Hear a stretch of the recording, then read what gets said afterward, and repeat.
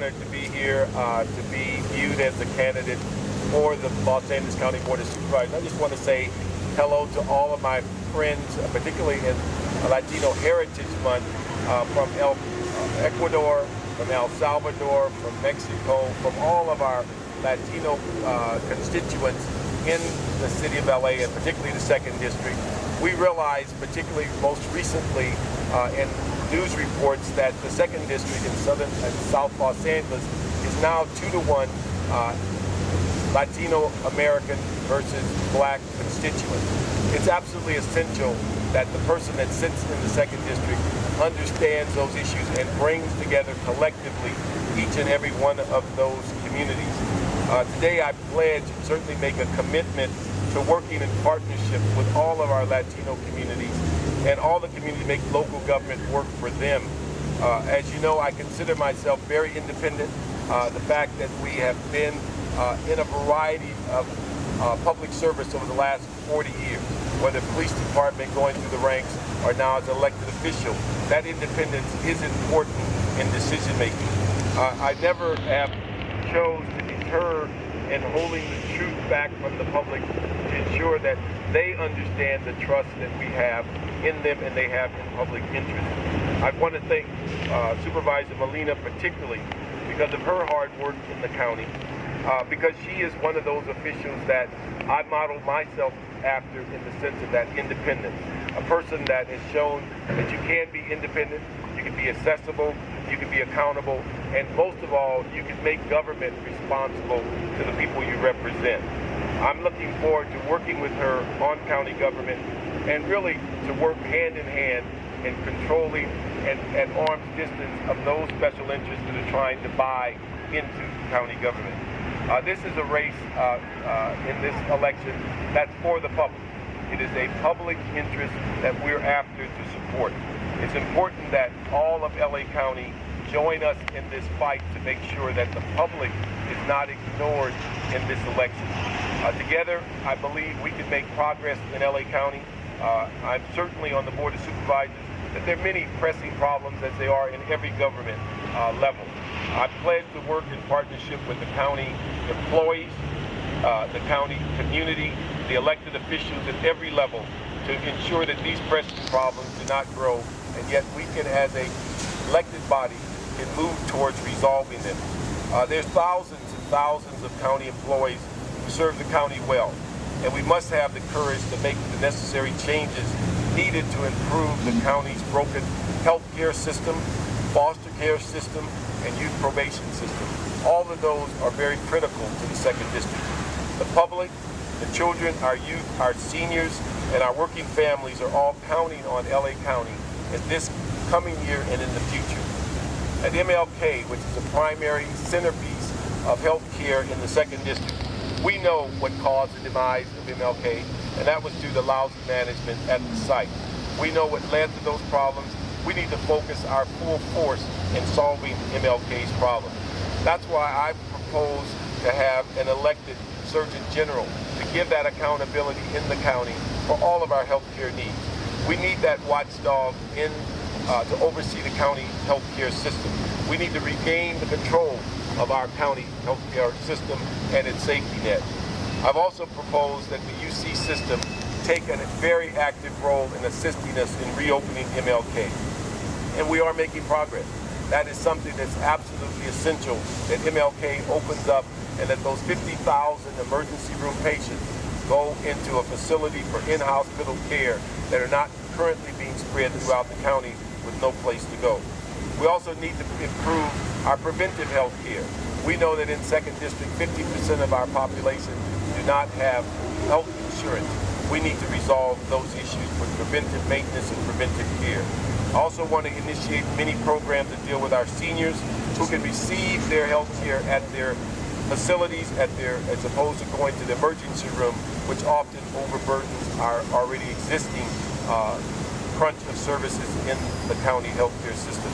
I want to particularly thank Ms. Molina in allowing us to copy her successful graffiti program as we move forward as the first city to adopt this as a comprehensive graffiti program in which, as the city of LA, that will replicate what is going on in the county. It provides prevention, intervention. It certainly provides rehabilitation, and certainly gives both governmental entities the ability to recover the funds that we use so much of, well over $7 million in the city on graffiti alone. Together, I think in working with parents, holding them accountable is going to make that graffiti issue more viable. As many of you may remember, and particularly Rick, my last arrest as a police officer was a tagger on Vernon, and I had a hoo-hoo after that arrest. But the issue is that we stopped that person from tagging several buildings and street lights that consistently is basically creates an element of terror in our community. Many of you are aware that during my tenure as the police chief, we've implemented some of the most significant changes in officer accountability in the city's history. At the same time, we reduced crime, particularly crime against person and homicide, almost 50%. So you can reduce crime at the same time you can hold officers accountable. In the county, I'm looking forward to having that partnership with Sheriff Baca as he and I work together to bring the lab over at LA State College, or Cal State College in LA, that this is something to continue working on, and working on many of the youth programs that he has moved forward on. I believe that our best investment as it relates to our criminal justice is prevention, intervention, and education to keep safeguards in our neighborhood. I'm looking forward to joining Supervisor Molina on the Board of Supervisors and to continue to provide that service that she has made sure that her community has become accustomed to.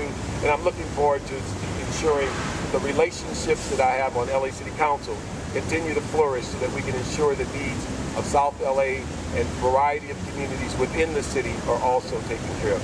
So I appreciate everyone being here, and particularly important to me is the wide array of the Latino community that's here on Latino Heritage Month that we are honoring, and appreciate being a part of the Ecuadorian Parade, going to be very soon in the Central American Parade. These are things in which we are giving certainly a high level of support and understanding that the Latino community is as diverse as the number of cultures that they represent.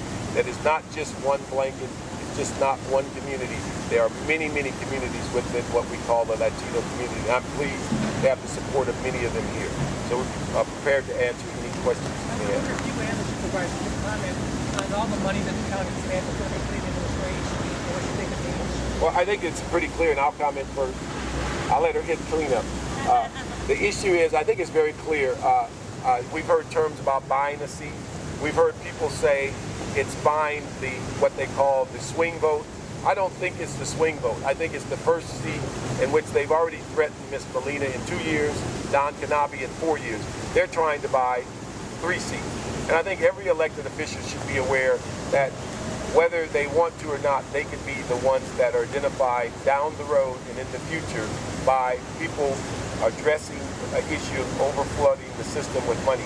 I don't think it should go unnoticed that this is the second local election where corruption has seeped into this whole process in the sense of people and elected officials and unions going hand in hand. I believe it's going to work in our interest as it relates to addressing the issues in the community and also reflecting the independence to be able to stay away from those special interests. Personally, I'm very disappointed with the County Federation of Labor. I believe it's going to work in our interest as it relates to addressing the issues in the community and also reflecting the independence to be able to stay away from those special interests. Personally, I'm very disappointed with the County Federation of Labor. I think they do a disservice to Mark Ridley Thomas. They are making him a union issue only candidate.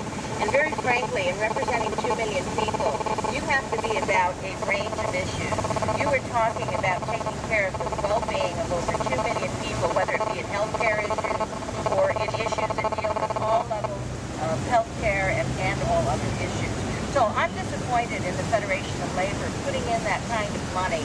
I think it taints the election. I think it also is a kind of bullying tactic that is very unfortunate.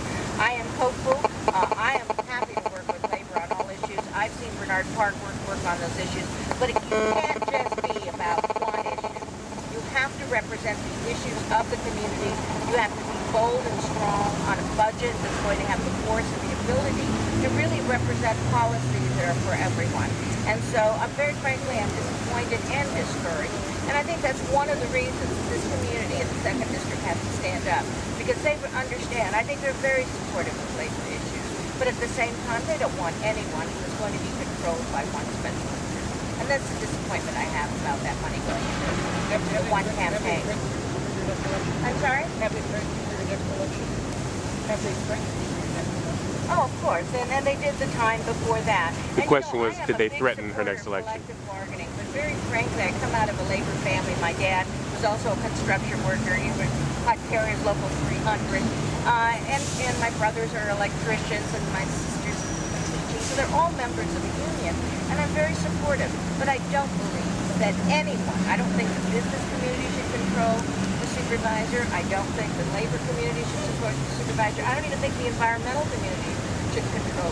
I think that we should be able to stand forth, review all of those issues, and make decisions in the best interest of the overall community. And sometimes we'll be 100% behind labor, and sometimes we'll be 100% behind the environment. But you can't expect us to do it every time.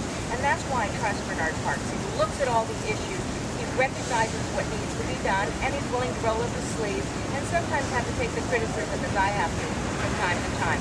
We cannot have 5 supervisors that are going to represent just one interest alone. It'll be a disservice to the 10 million people that we have the duty to represent.